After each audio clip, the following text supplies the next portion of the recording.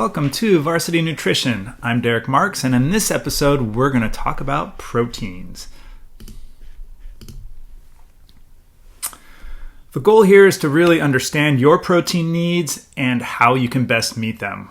We'll discuss identifying the function of protein, talk about the consequences of low protein intake, get an idea of the best protein foods and strategies to optimize intake, and then have a quick discussion on protein supplements. So protein function is really mostly, at least for athletes and those of you watching this, is about tissue building and repair. They're so much more diverse and varied in their function in our body. They form hormones, enzymes, they play a role in fluid balance, and so many other features. Muscle building and repair, and this is important to understand, is a pretty low priority for dietary protein. In other words, if you're an athlete who's really consuming protein because you want to gain muscle mass or maintain muscle mass, you need to consume enough to allow that nutritional protein to take care of all the other functions in the body and then have enough left over to take care of your muscles. So that makes it so important for you to consume adequate amounts if you're really aiming to take care of your muscles, which all of you should, right? So the needs for athletes, and I don't care what kind of athlete you are, endurance, power, mixed sport, 1 gram per pound body weight every day. I don't care what phase of the season it is. That is the target. There's a range, and I know on the slide here it says, from 0.5 gram to 1 gram per pound body weight. I like for athletes to aim for that 1 gram per pound body weight because it's not easy to get that high. And if you fall a little bit short, at least you're still in the range. If you're aiming for 0.5 gram per day and you fall short, then you're going to be way low. So all sports, every day, 1 gram per pound body weight. So if you weigh 150 pounds, 150 grams of protein a day. Pretty straightforward math, right?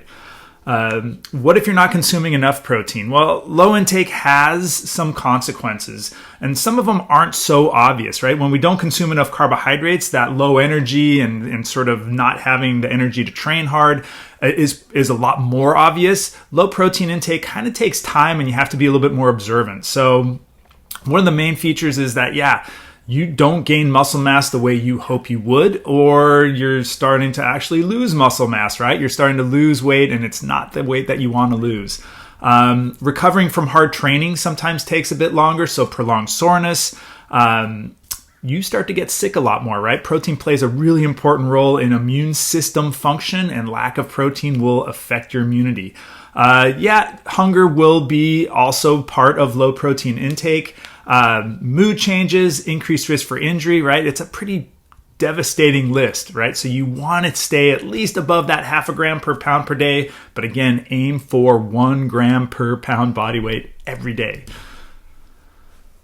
So one of the keys to protein intake is that you consume it throughout the day. So sometimes things happen, right? And you don't have time to eat protein, you don't have food to eat during the day, and all of a sudden it gets to dinner time and you have all your protein intake to take care of then. That's really not ideal. The body has a couple of challenges with protein intake. First, we can really only absorb, depending on how big you are, somewhere in the neighborhood of 30 to 50 grams of protein per feeding. That excess protein, if we consume over that amount, a lot of it doesn't get absorbed, and that's not ideal. Also, if we do consume a really high amount, a lot of that protein, because we're consuming so much at once, a lot of it will get converted to glucose, the process called gluconeogenesis. So we really want to aim to spread our protein intake out throughout the day in smaller, more absorbable, more manageable amounts. So 10 to 40 grams max per serving throughout the day is really ideal. Your good sources of protein, and really protein is hard to destroy through cooking processes and otherwise. So really the good sources are going to be coming from healthy sources, right? So if you're going for animal-based sources, you want those proteins to come from healthy animals. What is a healthy animal? That's a long discussion, but at the very least, animals that were fed the food that they're naturally designed to eat. So we're talking, grass-fed cows, chickens that were allowed to scratch and eat things other than just straight up chicken feed. Those types of sources tend to be best. So your meats, your fish, your eggs, and dairy, they're phenomenally high in protein and have very available protein. Some of your plant-based sources are also great. You plant-based folks do need to consume a little bit more because the protein isn't quite as available because of all the fiber associated with a lot of plant-based foods. Not a big deal, totally doable. Nuts, beans, vegetables, tofu, and soy products are all good sources of protein for you. Some poor choices with proteins then kind of comes down to what the processing of those proteins or cooking of those proteins is. So avoid fried foods. Just in general, fried foods aren't great. And then also processed meats. And so processed meats, your bolognas and hot dogs, there's just a whole bunch of extra ingredients in those foods that are not healthy in any way. All right, let's take a minute to talk about lean proteins. A lot of people out there recommend you should always be eating these lean proteins. Basically, a lean protein is a protein food that has less than the natural amount of fat associated with it, right? So protein foods in general, we're thinking animal products, your fish, chicken, eggs, they all come with a certain amount of fat, right? Eggs, you got them in the egg yolk, chicken and meats and fish, right? It's within the meat of the animal. And dairy products also come with, natural fat. So lean proteins are those foods with the fat taken away. There are situations where it's good to eat lean proteins, especially when you're trying to, maximize protein intake and carbohydrate intake and not consume too much fat. And those are usually situations where you're trying to gain, right? So trying to gain muscle mass. If you include the fat with those products, that fat will typically displace carbohydrates, and that usually takes away from your goal of carbohydrate and protein intake. There are situations where you should not necessarily eat those lean proteins. And so if you have access to healthy food, let's just say it's wild caught salmon, which has phenomenally healthy fat in it, eat it, right? Especially because some of these healthy foods that you eat, healthy protein foods, if they're healthy protein foods, the fat in them is going to be also good for your health. And occasionally athletes get very fat phobic and avoid fats at all costs. And fats play a really important role for multiple things, hormone formation being one of them, cell integrity being another. So we want to make sure that we get good sources of fat in our diet. So you don't always have to eat lean proteins, but there are definitely scenarios where you should seek them out more than others. So some protein intake strategies. So this is a nutrient where I've seen athletes struggle the most to consume adequate amounts. It is challenging, right? If you're thinking about how much you weigh and I need a gram per pound body weight spread throughout the day, it's tricky, right? So the first tip is probably an obvious one, but include a significant protein source in every meal and every snack you have throughout the day.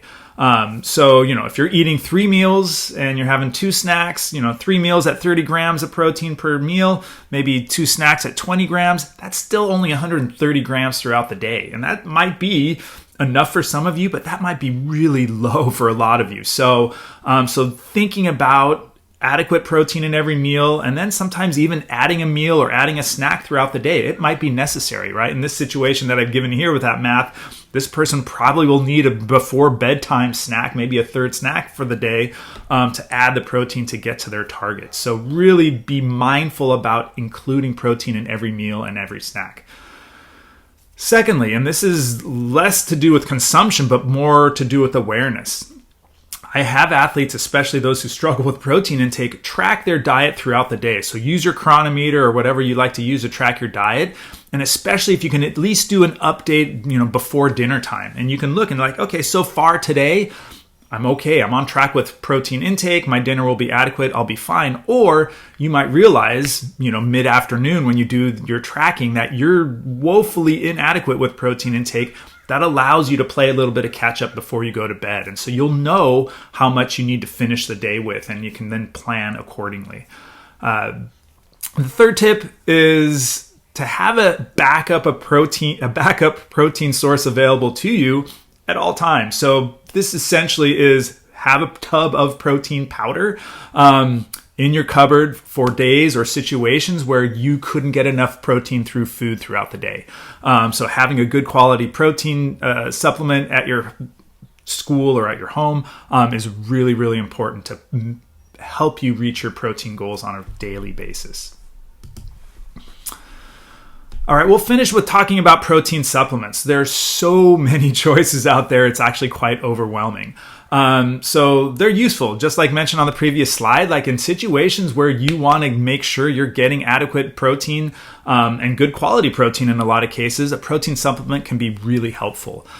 First and foremost, protein supplements aren't real food. And in fact, they're really the opposite of real food. They've maybe started as a real food, but they've been manipulated dramatically.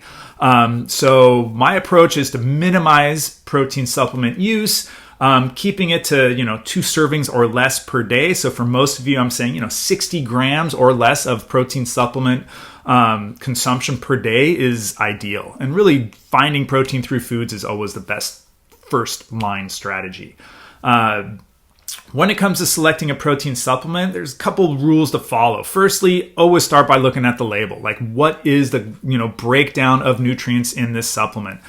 Ideally, you want a protein supplement that's mostly protein. Like, some of them, like especially the weight gainer type of supplements, you'll have, protein, but that's paired with a lot of carbohydrates and even a fair bit of fat.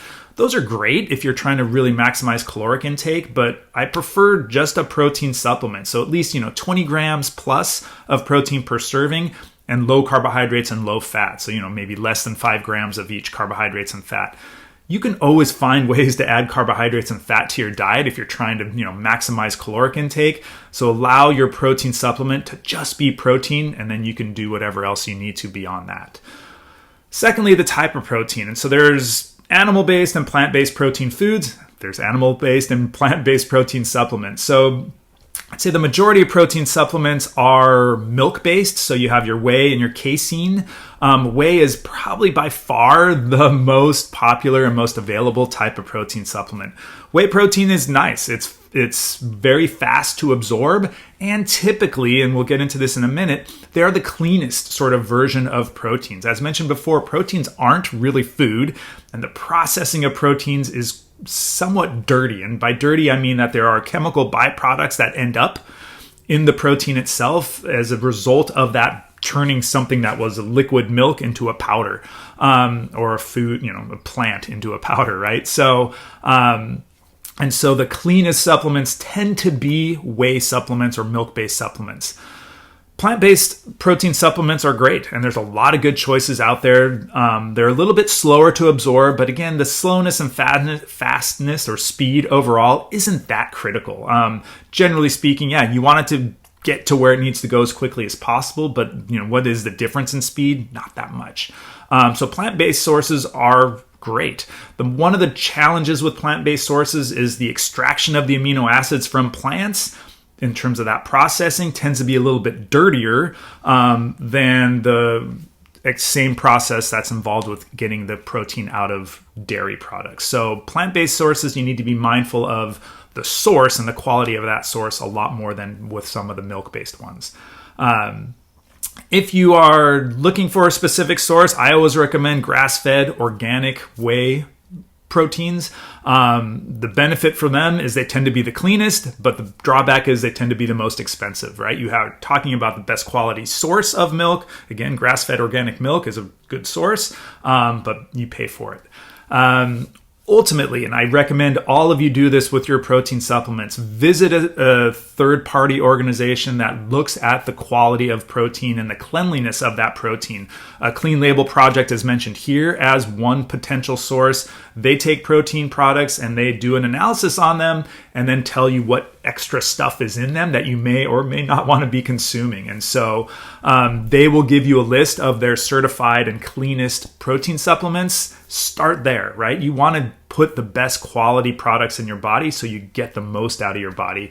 And protein products, protein supplement products, if you're consuming them on a regular basis, you want to make sure you're giving yourself the best. That's all for now. We'll see you next time.